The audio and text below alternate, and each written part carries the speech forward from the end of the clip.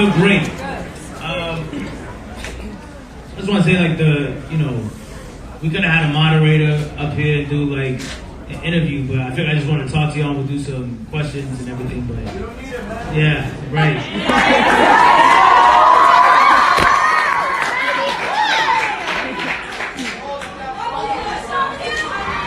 So, the reason why I wrote this book is to... Hi, Alexis. The reason why I wrote this book is to, at the end of the day, just help, or try to help. And self-help books helped me a lot. When I was 17, before all this happened, I had to get my mind right first. Your mind's got to be in the right place before you try and take on something as colossal as a dream, So I figured, you know what? Let me try and give back. Let me try and help.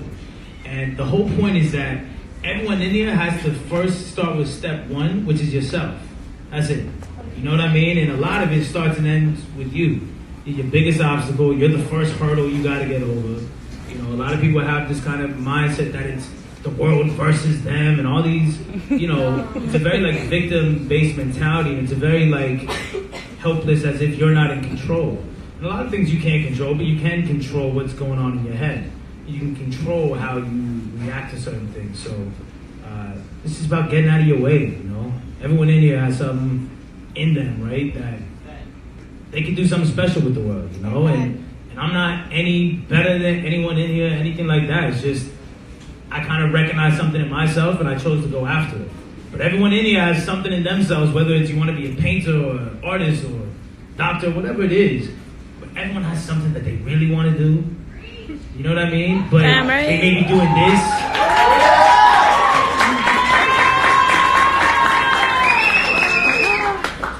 Yeah, for real. But everyone in here has something they want to do. But a lot of times people they ignore this part. And they do this. Because this is the safer bet. This is what everyone else has told them around them they should do. And you just sleep on the whole maximized potential that exists in yourself. If you were to just actually jump off the cliff and do this over here. So the whole point of this book is just to get more people to actually live their truth, And if that means you make $60K a year, but you're ecstatic, that's better than making $100K and being miserable, Live your truth. Live your truth. Yeah, we can do questions. Otherwise, I'll just ramble for 2 hours. Ramble. What's going on? Well, first off, thank you for the book. I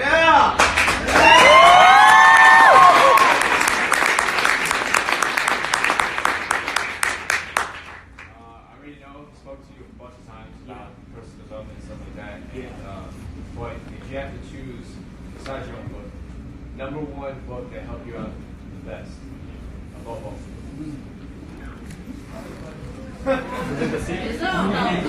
Damn. That's a great question. I really want to make like a cocktail of books, but I guess I can't. If I had to pick one. Pick one. You're on an island, by yourself, you got one book. The Alchemist. Just because, you know what? Something about the Alchemist that really resonated with me is just the idea. The Alchemist is what helped me get rid of the mindset that it's you versus the world. It's more about the world is actually there to help you if you just flip it. It is on your head, and that's what kind of the title came from. Is that the universe will help you get what you want when you're living your truth and your personal legend and all that. So yeah, I'd probably have to go with the Alchemist for sure. All right. I love you. Thank you. Oh. I love you. I have a tattoo for you. You have a tattoo? Yes. Of me or I have Show us it. Show us it. Show us it. Show us it. Oh, that's the We Just Haven't Met Yet. Or no, it's Back to Life. Yo, where's Foda at? This is the guy who designs all my artwork, so that's his handiwork. Make some noise for Foda one time.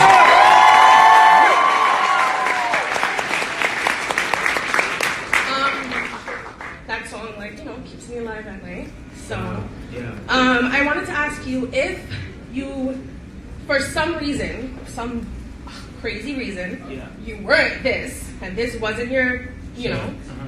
did you have a backup plan? Did you? NBA.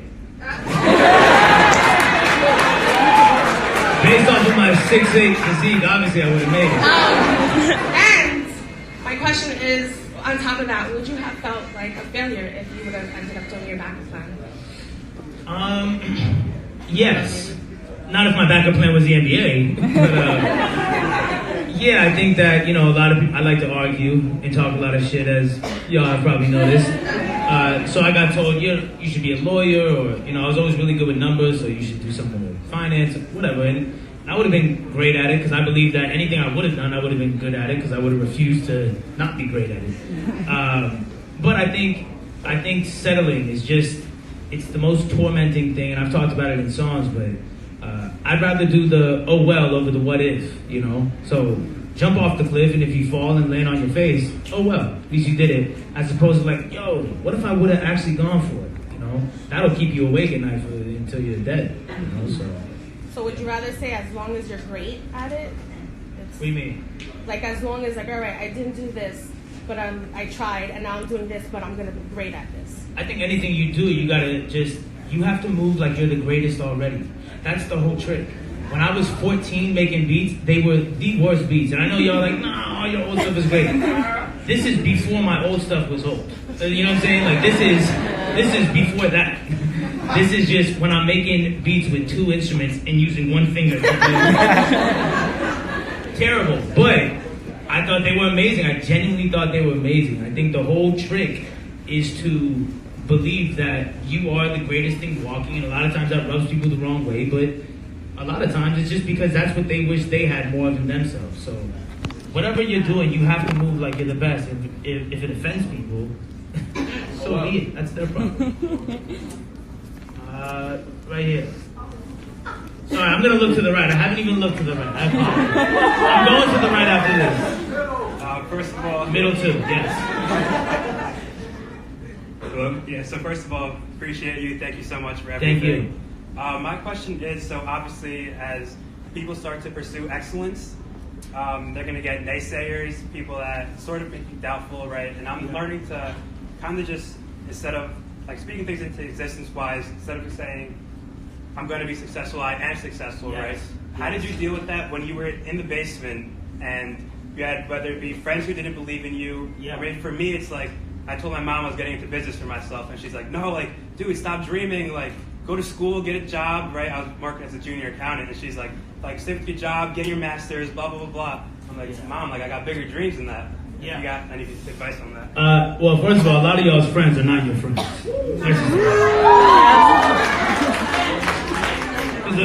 The whole thing is, right, friends are people who, and family is people who through thick and thin, through whatever phase you're in, if you want to go after this crazy, extraordinary dream, if they don't support that, then they're not your friend. It's just that simple. There is no, oh yeah, they doubted at first, but now we're cool. Nah, they were not your friend. They're not your friend.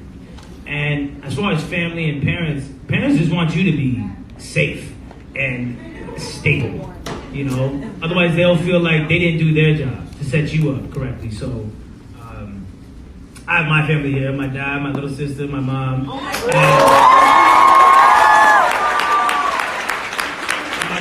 brother Frank is back there. You know, my mom wanted me to stay in school, and when I didn't even really like officially dropped out, I just kind of stopped going. Which I guess is dropping out. It was a gradual dropout. It took a long time. But she was upset about it naturally, and she made me sign a piece of paper saying that if you're not, and I talk about this in the book, if I'm not, you know, financially independent by this date, then I had to go back to school. Yeah. And I signed a piece of paper.